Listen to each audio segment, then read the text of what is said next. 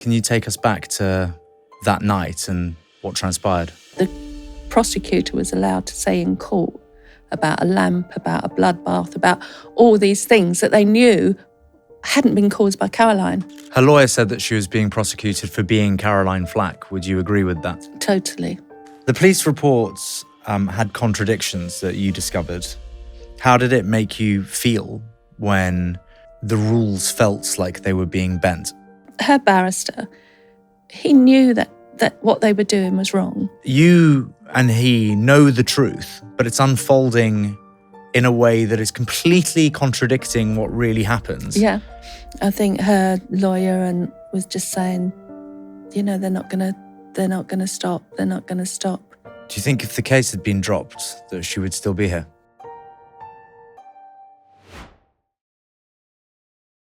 I'm Spencer Matthews, and you're listening to Untapped. This week, I'm joined by Christine Flack, the mother of Caroline Flack, a name that so many of us know, but a story few truly understand. Christine has released a powerful new documentary, Caroline Flack, Search for Truth, on Disney Plus, available now, that looks at the events leading up to Caroline's death, and the questions that still remain about how she was treated by the police, the CPS, and the media.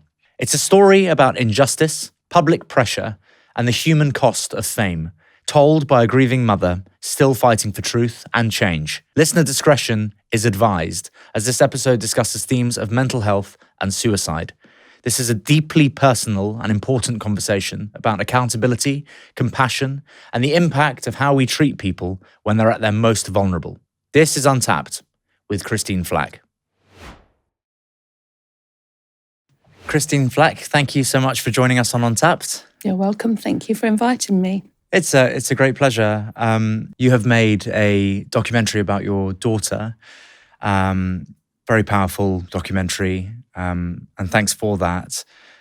Certainly offering lots of interesting insight into the events surrounding her death. Caroline obviously was very well known, and lots of our listeners will feel like they know Caroline. Very infectious character, lovely nature. Can you, as her mother, tell us a bit more about her as a person? I think what you saw on the TV is what she was. That's what she was like, 90% of the time. But just occasionally, she did have these really big downs. And so that was the side I think nobody saw of her. But the side you saw her laughing, and I think her friends would tell you, she was always like that. She loved life. She loved her life. She loved her work. She loved her family. Jodie, her twin sister, found a note the other day because Carrie always wrote things down. She was a great, keeper of a diary and things like that. And she'd put things I'm lucky I've got, and it was family.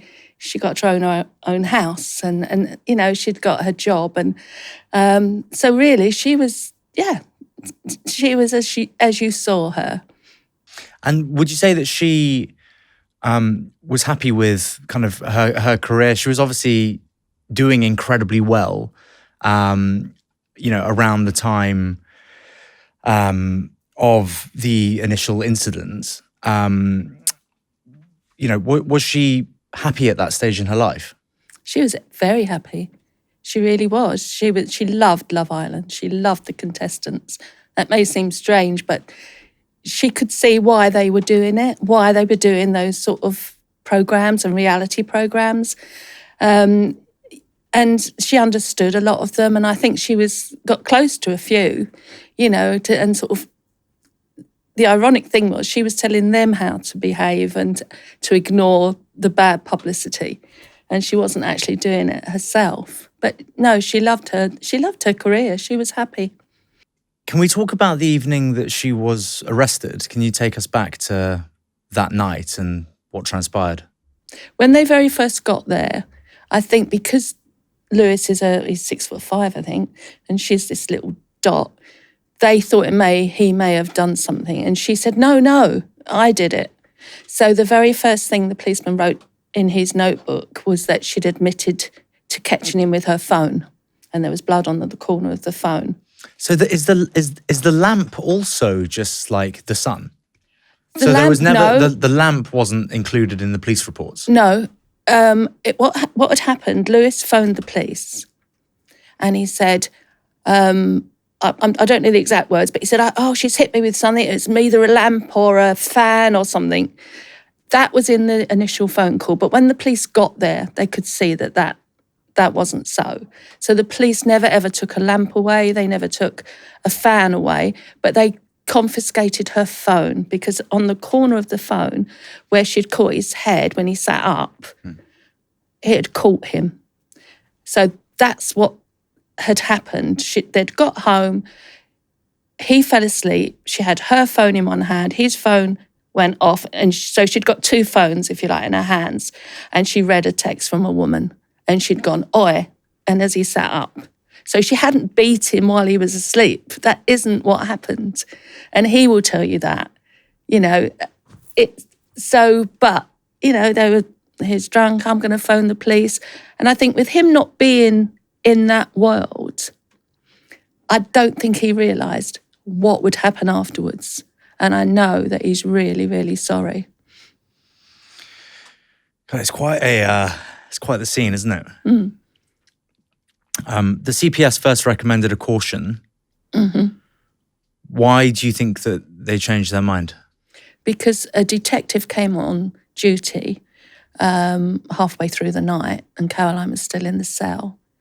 And she heard them talking in an open office. They was all working in an open office. She heard them talking about the case and said, oh, no, I think that should, I'm going to go back to the CPS. I think she should be prosecuted. And it was the first time in this detective inspector's career she had ever challenged a CPS decision. Now, that night she was working on a murder and she was working on, because she was in charge of that area. But she took the time to phone someone in the CPS and get it changed. The original person in the CPS didn't change their mind, so she went to someone else. And no record was kept of what she actually told them. Because Lewis had also said that he didn't want to press charges. Yeah, and he never ever did say he wanted to press charges, not from the very beginning. He's never made a statement. In fact, the only statement he made was to say, no, please don't do anything, and I'm worried about her mental health because she had tried to commit suicide that night. When Caroline cut herself that night quite badly in an attempt on her life, who was looking after her? So like when the blood found its way into the scene and was misconstrued as Lewis's, and Caroline was taken away for abusing Lewis, essentially, and arrested, did anyone pay any attention or notice to the fact that she had clearly cut herself? The police knew it wasn't Lewis's blood. They never, ever assumed it was Lewis's blood, ever. There's a disconnect between the case and what was printed in the Sun. Yeah, totally. An ambulance was called. They looked at Lewis and they said, no, he didn't. There was nothing. He didn't need any treatment. But with Caroline, she had cut her arms to the muscle and was taken to hospital straight away. And that's when, what I found out now, really, because Lewis, they didn't live together. He went home with his mum. And she could have gone to hospital, gone home and then gone back if they wanted to charge, or they had enough time. But it seemed as if the police wanted to wrap it up that night and do it. And I'm sorry to probe, because obviously it's quite sensitive. It was her blood, yes, in the room. So yes, who made that mistake, thinking that was Lewis's blood? Because I'm assuming that Lewis would have said that that wasn't his blood. Well, Lewis actually took the photograph of the blood, the bed, and sent it to a friend. And I don't know whether he said, look, she's really hurt herself, or look what she's done. I don't know. I wasn't there, so I can't say. But a friend of his sold it to the Sun newspaper. So it was the Sun newspaper that decided to print it and sort of allude that it was Lewis's blood, and also sort of circled a lamp in the picture. Unbelievable. And what they did, they didn't call anybody to make sure that was true.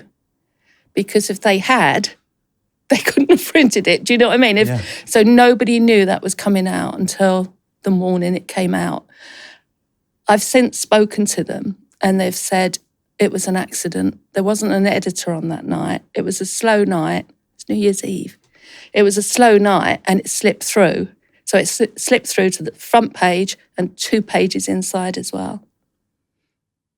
That's barbaric. It is. It's also, what is the, I mean, of course, you know, you and your family have already paid the ultimate price, but that kind of mistake and that kind of poor judgment on the son's behalf is a very difficult thing for them to now explain away. Oh, definitely. And, you know, you say a mistake, but it wasn't a mistake. They knew what they were doing. And that is explained why they did that in the film. And again, I learnt that from a journalist in the film. I didn't know. I believed that, the editor was away and they don't check. But they do check. You wouldn't put something on the front page that could ruin someone's life without checking. I think printing an article with blood on a bed claiming that Caroline has been abusive towards someone was checked. I'm obviously not in a position to say, but it would be a very difficult thing to understand that would make its way onto the front page without going through a very senior editor at that newspaper. Yeah, exactly. And now the editor of that paper at the time has been promoted. So, I mean, it wasn't Victoria at the time, but the editor that was the editor at the time is now in a better position. How does that happen? It's hard to believe. The police reports had contradictions that you discovered. How did it make you feel when the rules felt like they were being bent? It just makes you angry. You know, when it was all happening, you don't know what you're doing. You're listening to different people. But it was after the inquest and the coroner was so sure that Caroline was treated differently that it made me look into it. And it took 2 years before I got the first really answers from the police. And their answers were, everything was fine, didn't do anything wrong. So I then went back and the IOPC did find that they'd made errors. So they had to apologise. But the IOPC is still the police. And they didn't think this case was grave enough to give to an outside investigator. Her lawyer said that she was being prosecuted for being Caroline Flack. Would you agree with that? Totally. It's almost, it's frustrating to even hear. Like it's very, God, I'm struggling to find my words today. It's painful to listen to because it's clearly, it's by this stage, by her in the cell, by the new detective coming in, it's like a bad series of Chinese whispers. It's just being blown completely out of proportion by the sounds of things. Yeah.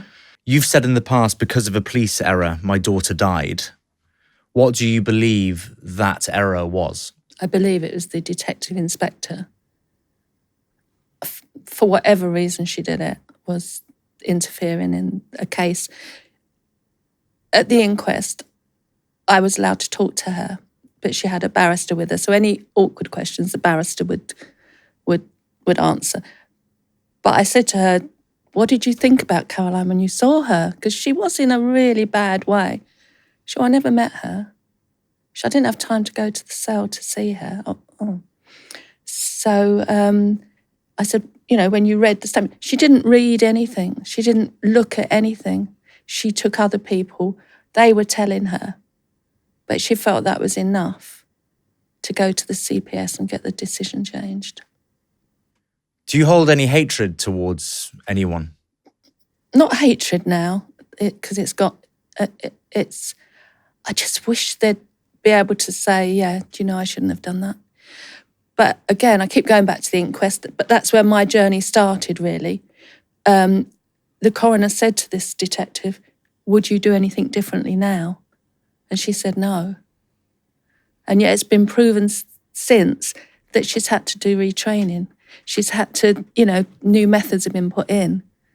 But she's a detective inspector. This isn't, and in the Met, it's not a newcomer. It's almost, it's frustrating for families when people fail to take responsibility for really serious mistakes.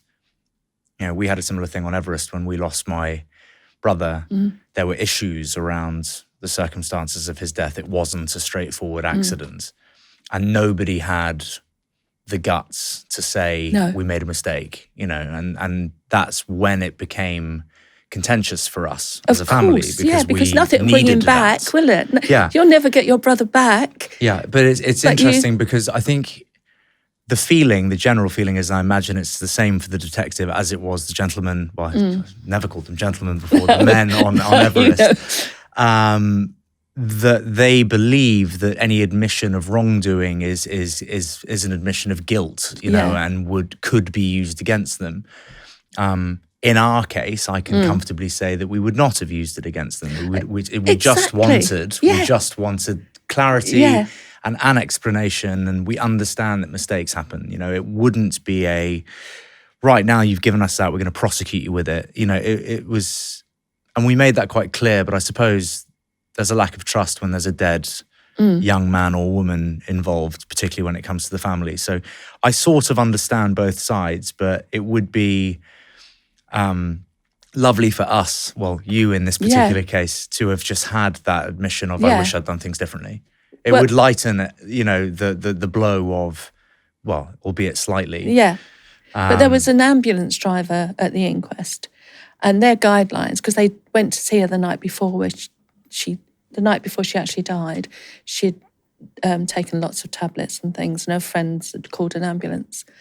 And he didn't take her to hospital because the guidelines say if they don't want to go, don't force them. But at the inquest, when the coroner said to him, would you do things differently? He said, I'd forget the guidelines. I would make her go to hospital because I could see she was in distress. So he was big enough, and I don't blame him for anything at all, but he was big enough to say, do you know what? We got it wrong that night.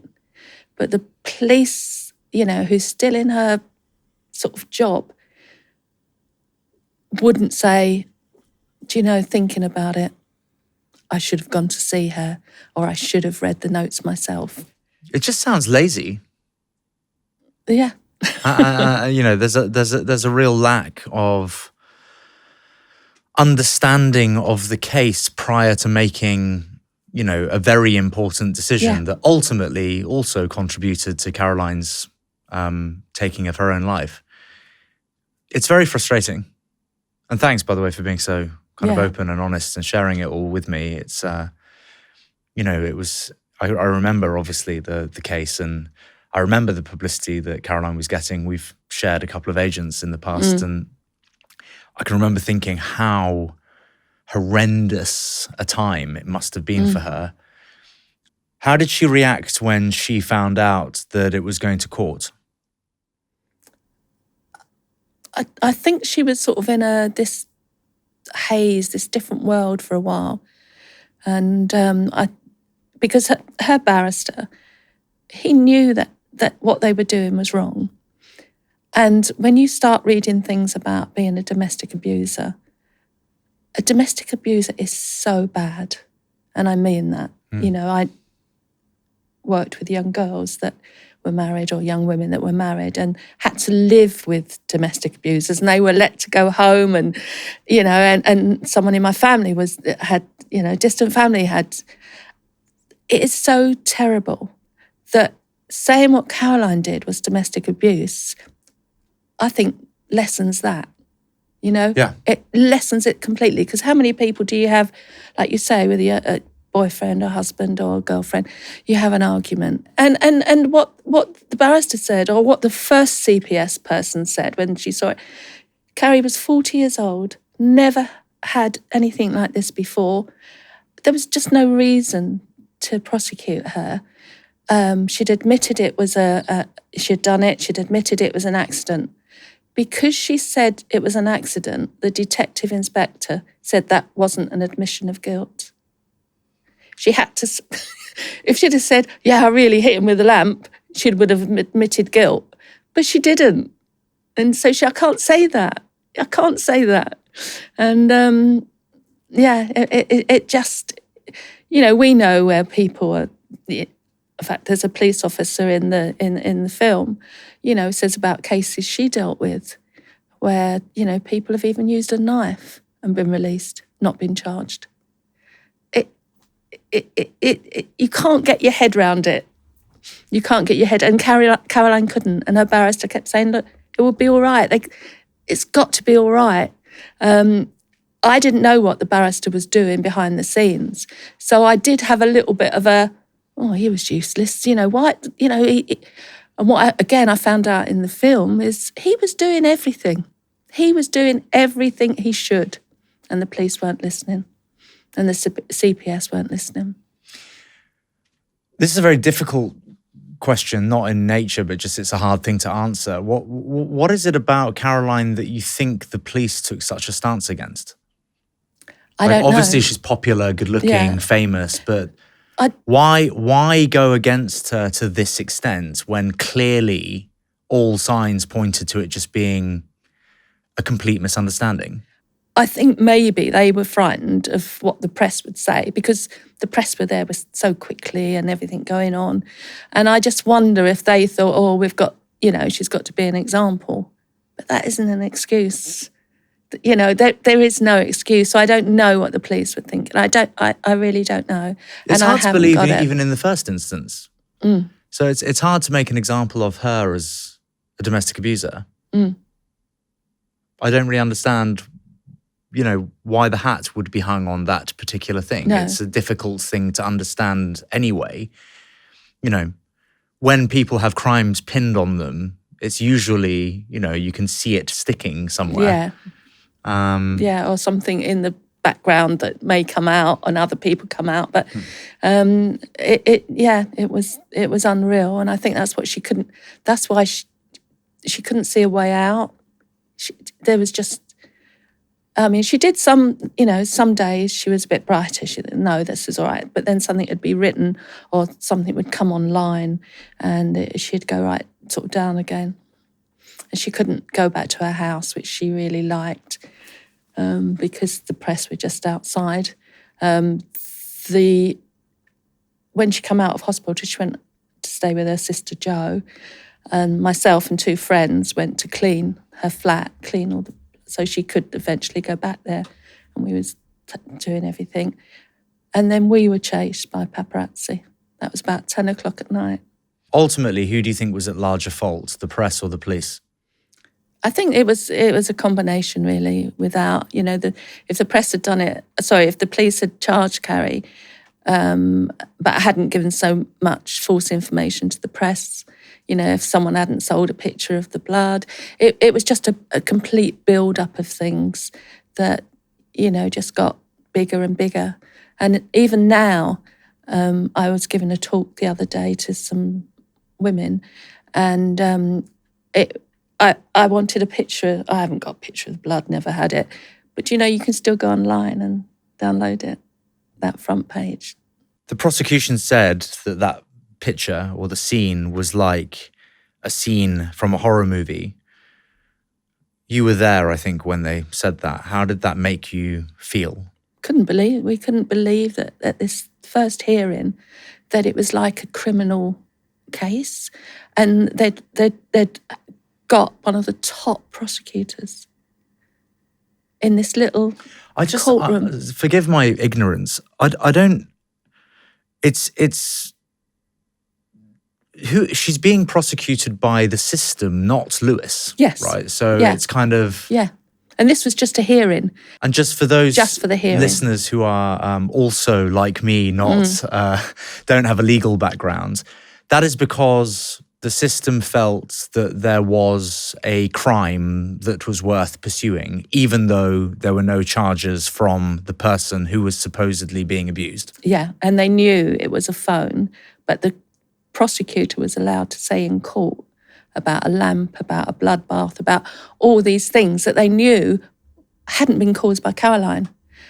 But because there was tons of press there, it then could go in the papers even more. Are the prosecution using press stories in court that are essentially false, but they're referencing them because they've been printed? No, the prosecutor had to be given the information by the CPS, who had been given the information by the police. And that's when a lot of the information came out, just at the initial hearing. Because Carrie had never gone to trial. This was just a hearing. Where again, they said she couldn't see Lewis. So it was all over Christmas. They couldn't see each other. Which again was, they don't do that in a husband and wife where the husband or the wife has really violently attacked the person. But they, for some reason, they did that. And Lewis was in the court. He sat behind me and listened. And he couldn't believe what was happening. It's hard to believe. It is. Not like the story itself is a really complicated thing to understand. Lewis is in the hearing as well, behind you. You and he know the truth, but it's unfolding in a way that is completely contradicting what really happens. Yeah. How's that making you feel?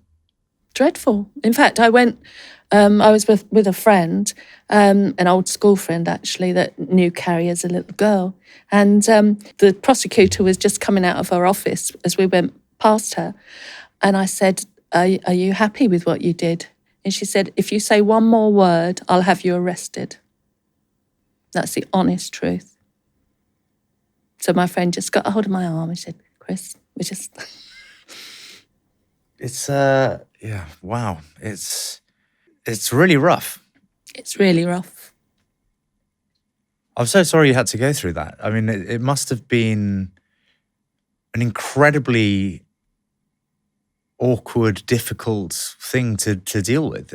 I mean, Caroline's mental state as a result of all of this deteriorated, all the way up until the day she took her own life, or were there signs? There were some days that I'd seen her the Saturday before. I drove up to see where she was, a new flat, because she'd had to move out of her house.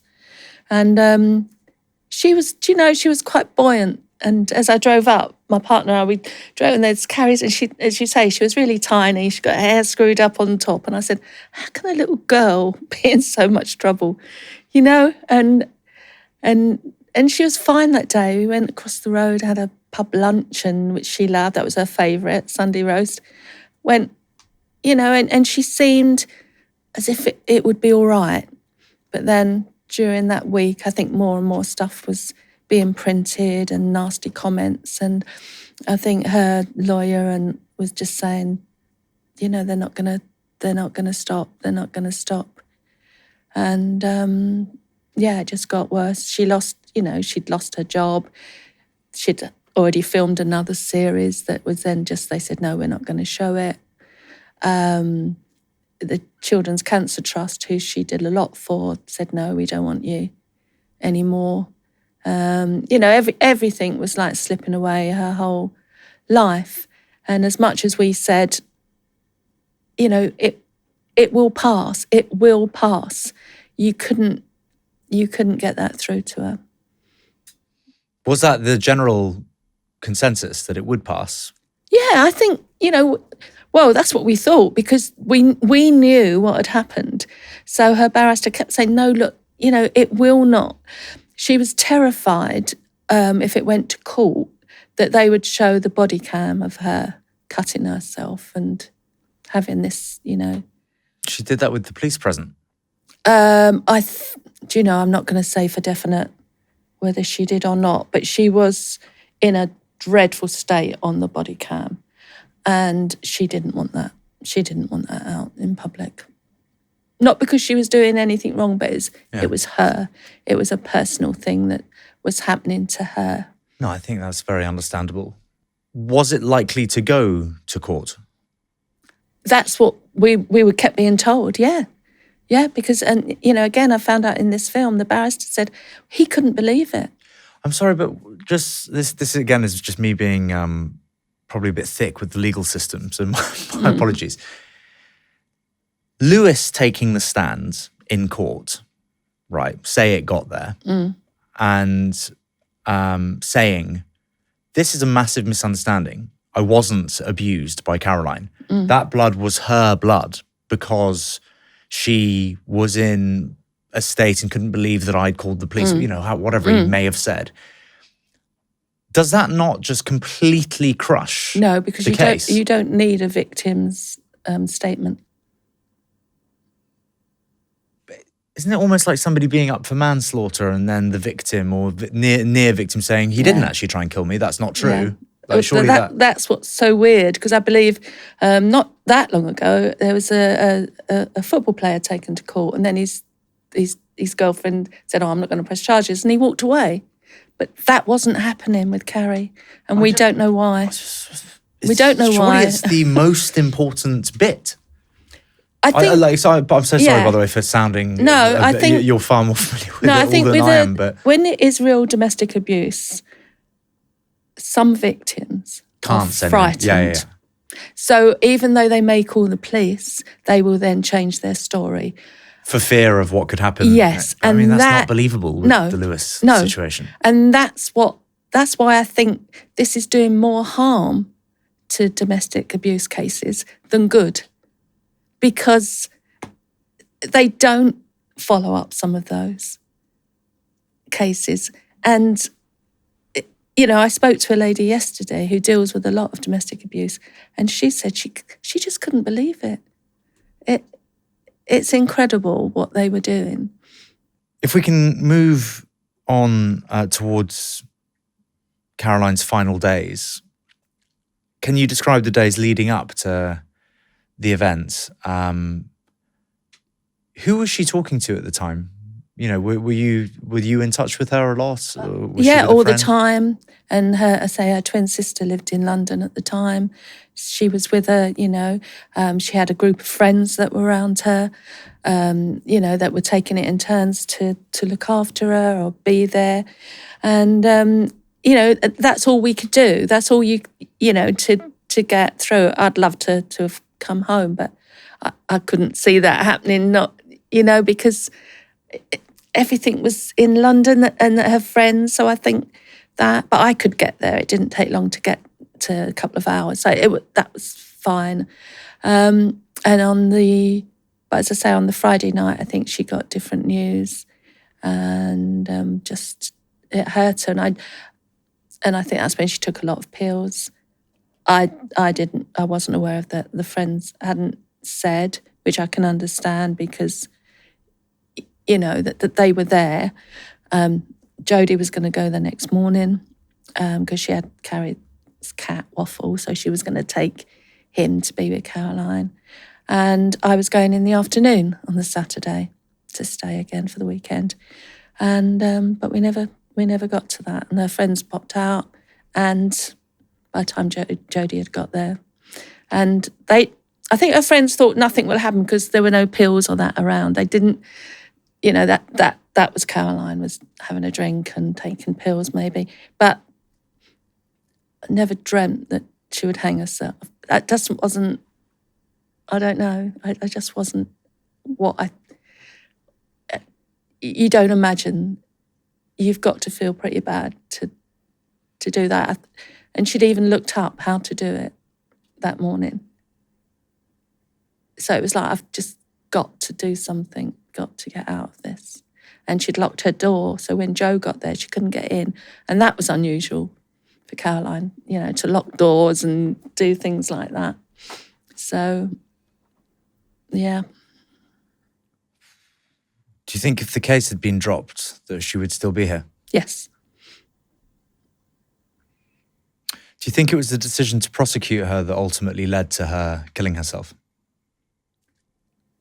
I think from that day, yes, but I think the media intrusion was a lot to do with it as well. Were the words of others afterwards helpful to you at all? So when, a former prosecutor that you interviewed said that it should never have gone past a caution, is that aggravating or helpful? It's helpful because that is the truth. But it makes you sad. It makes you sad that to think, because it shouldn't have happened. It shouldn't have happened. But at least now I'm not this mad mother that's always on the telly or doing things. There's a reason you do those things. Like yourself, you don't want to keep reliving someone that's close to you that's died or for different reasons, do you? What I've managed to do over the last few years is keep it completely separate. So her brothers and sisters and I, Carrie's still about all the time. We talk about her all the time. We laugh about her because she was quite moany at times, and we'd say, "Oh, can you imagine Carrie doing this?" And her dad, who's really not well, although he and I had divorced a long while ago, they were still close. And people say, "Well, why isn't he in this film?" Well, he's not well. And he has sort of forgotten that she's died. And Jodie went to see him the other day and said, "Oh, Carrie's been, she's tidied up." And we had to laugh because that would have been the last thing she did would be to tidy up, And so those things make you laugh. The things about her that we know, and her and Joe being twins, they had this sort of language between them, and the same things made them funny, and quotes from Blackadder or whatever, all these things and songs that they loved. Could Joe tell something had happened before? Yeah. I think once she couldn't get in the door. Yeah. And it was Joe who found her? Mm. I can't imagine. Yeah. And it's a bond. I mean, her other brother and sister, they're really close.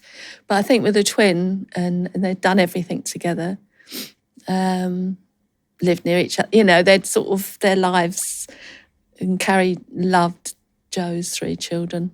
I mean, loved all her nieces and nephews, but with Joe's kids, I think she thought they were sort of hers as well. She acted like it. She sort of took them over. And so I think if she'd have been feeling right, she'd have thought about them and, The documentary focuses a lot on the case. What role ultimately do you feel the media played? Oh, a massive amount. Because the case, most people that are going through that, it's not all over the papers. If you go through it, it's personal. It's not nice, and the immediate people around know. But they seem to love it. They seem to love that they could say these bad things about her. Was the tune changed upon her death? So did it go from being a kind of relentless pursuit, of agony almost, to, was anything kind published afterwards? Afterwards, did you receive any apologies? Only one of her friends, we met with Rebecca Brooks and some others. And, they said, "Oh, the night she died, everybody was crying in the offices." And at the time, I'm thinking, "Oh, that's nice. They must have liked her." Because you're caught up with this. You want people to be nice about her. And Rebecca Brooks wanted to name a mental health award. Well, she has. After her, yeah. You to give the award. And we did the first year. And then you realise, Spencer, that it's sort of, do you know what? This isn't real life. This is all a way of saying, "Oh, we're not as bad as we are," the press. And I'm glad that the award was given, and the lady that received the award I still talk to. She was a lovely lady, had lost her son, and well deserved for stuff she was doing. But I never went again after that. That isn't my life. That was Carrie's life, wasn't our life. She often took us into that realm, and it was exciting, but it wasn't my life, and I didn't want to just take that over. And it didn't make up for what they'd done. I can't imagine anything will. Such a wild kind of concoction of things going on. What change would you like to see enacted so that families don't have to go through this again, despite the fact that Caroline's case is obviously highly unusual and unlikely to be relived by anyone? Yeah, you say that, but the press are still doing that. And what I've done in the last couple of years, been invited a lot to go to things that a group called Hacked Off, look into. And there's so many people, journalists, lords, ordinary people that belong to this group that are trying to get the Leveson Part 2 acted upon. And I think that would be a really good thing to come out of this, although this government, the same as the last one, really don't want to do it. And I don't know whether they're frightened of the press as well, which obviously they must be because they don't want bad things written about them. But it's dreadful, some of the things the press do and get away with, because there's nothing you can do about it. A ghastly bunch. A ghastly bunch. Are you going to put that in, you little devil? They're my words, not yours. Anyway, no, I've had my. I've had my fair share of being hunted by them. No, it can be extraordinary. It makes you understand, because a lot of people don't understand. Well, why would they? They wouldn't do that. I think a lot of people read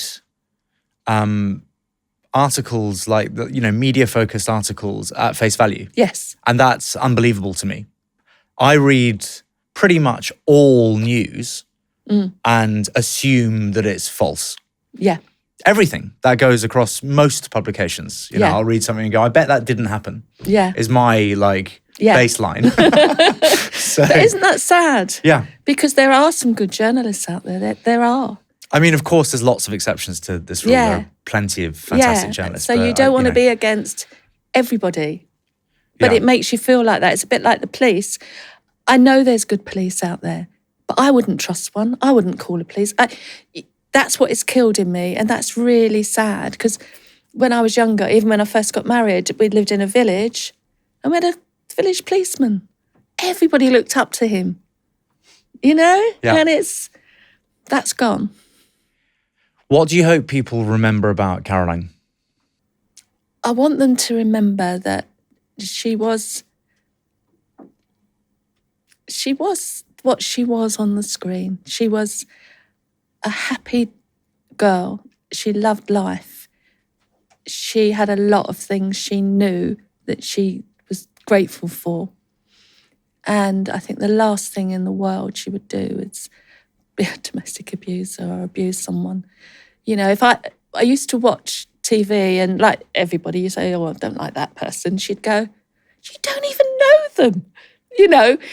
She'd learned by being in the industry that, you can't just say that about people.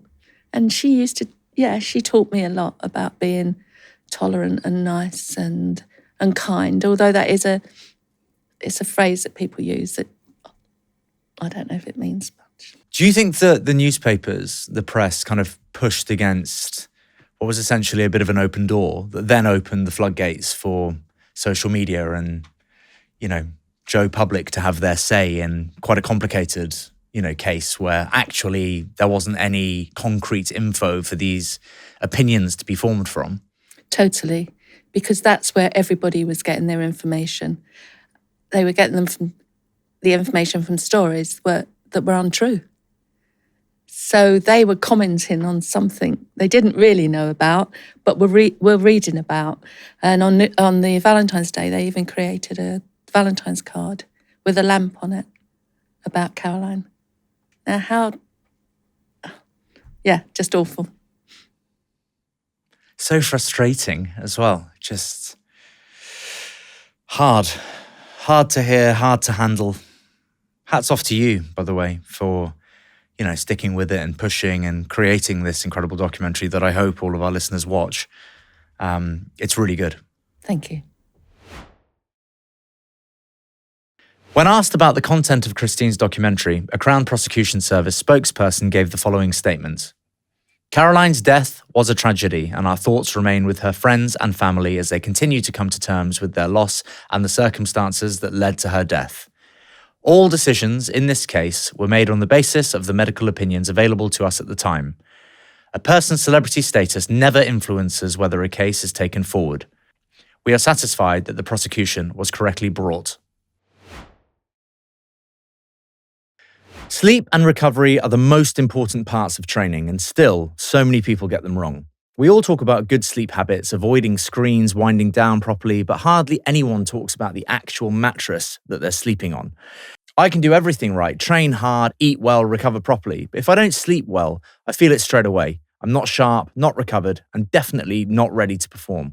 That's where Simba comes in. Their hybrid mattress design, built using the sleep data of over 10 million people, combines AeroCoil springs and Simbatex foam to keep you cool, supported, and undisturbed all night. It helps you recover properly so that you wake up ready to go again. They've also got adjustable hybrid pillows and cooling duvets, all designed with the same science behind them. And they've picked up over 100 sleep awards, including 6 Which Best Buys. You can try Simba completely risk-free with free next-day delivery, a 200-night trial, and a 10-year guarantee. And if it's not right for you, they'll just collect it. No hassle, no repacking. Because if you're serious about training and recovery, you've got to take your sleep seriously too. Check them out at simbasleep.com/untapped. If there's one thing we talk about all the time on Untapped, it's potential and how to turn that into something real. It's never about quick fixes. It's always about having systems that give you control and long-term results. That's exactly what Hive is all about. You'll already know Hive for their smart thermostats, but now they also unlock your home's energy potential with eco-tech that makes it easy to generate, manage, and use cleaner energy. And with solar, the sun literally becomes part of your setup, powering your home, storing what you need, and even letting you sell the rest back to the grid. And the Hive app puts control right in your hands. You can see everything clearly in one place, giving you the power to make smarter choices every day. Hive helps you take control of your energy today for a stronger, smarter tomorrow. Hive, know your power. Visit hivehome.com to find out more. Subject to survey and suitability. Output varies by season and may not cover all electricity usage. Paid for surplus requires an eligible SEG tariff. Is there anything more important than your brain, body, immunity, and overall health? It's a good question. I personally don't think so. That's where Vitals by Heights comes in. It's 20 essential nutrients packed into 2 daily capsules. Think high-impact B vitamins, omega-3s, and vitamin D3, everything you need to feel alert, stay active, and keep up with life. No nonsense, no fillers, just proper fuel made by those who know exactly what they're doing. I used to be a bit of a skeptic about supplements, but I quickly realized that diet and exercise weren't enough to be at the top of my game. I needed backup for my brain and body, and Vitals quickly became a part of my daily routine, keeping me sharp, focused, and somewhat sane. Honestly, just give it a go and see what it can do for you. You've got nothing to lose and so much to gain. Get 20% off your first month subscription at heights.com/untapped or use code UT20 at checkout. I'm one of those people who used to think that I knew my body quite well until I started using Whoop. I began to see exactly where I was overtraining, under-recovering, and basically sabotaging my own progress without realizing it. I've been wearing this particular new Whoop every day since it launched a few weeks ago, and the insights have been amazing. The latest thing that I'm hooked on is their new health span feature. It's not just about adding years to your life, it's about adding good years. Whoop Health Span gives you your true physiological age and shows whether you're aging faster or slower over time, powered by 9 science-backed metrics like sleep quality, VO2 max, and lean muscle mass. It's like having a crystal ball for your long-term health, but one that you can absolutely do something about today. And the best bit is that you can try the brand new Whoop and get access to features like Health Span, Pace of Aging, along with all of their core metrics, absolutely with zero risk. They'll send you the brand new Whoop 5 for free. Your first month is free. And if you're not sold by day 29, you get all of your money back. Free to buy, free to try. Just hit the link in the description.